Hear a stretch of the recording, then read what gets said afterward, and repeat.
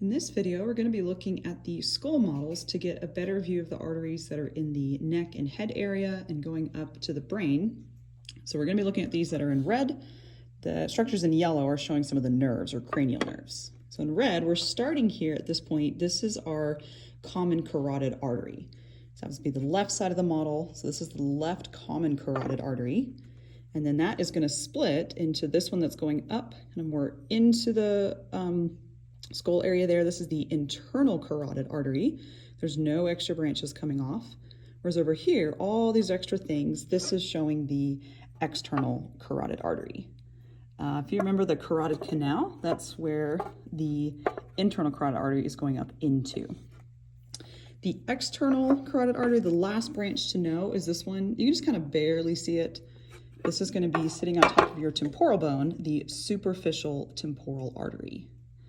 Let me show it on this side, in case some of the labels are getting in the way. So again, here we can see the right common carotid splitting into the internal carotid artery, external carotid artery.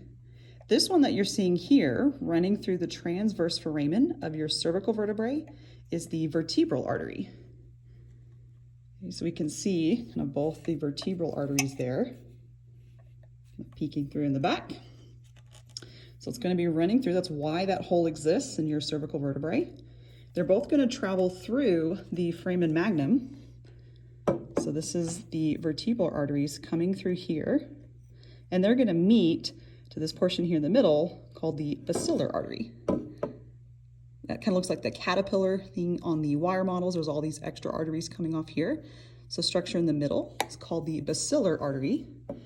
And then from here, we're looking inside the skull cavity at this point. It's where the brain is sitting on top of. All these arteries are going to connect and form this circle. This is called the circle of Willis, or the cerebral arterial circle.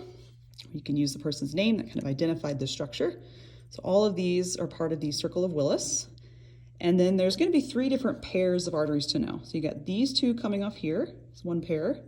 Second pair is this thicker one in the middle. And then we have one that's back here. Okay, let me kind of remind you. So this is the front of the skull here, anterior.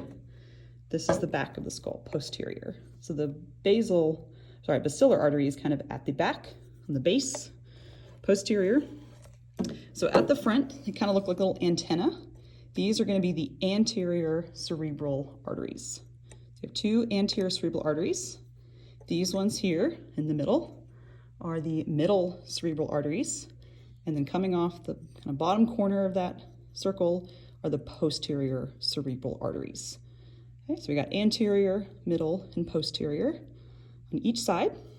All right, so these particular arteries you can only see in this particular model. Okay, you won't have to identify them on those wire models. Let me show this model as well. Kind of shows those ones on the neck again. Again, the common point is where we call it the common carotid. This is the left common carotid. The one that goes more internal, no extra branches, we have internal carotid artery.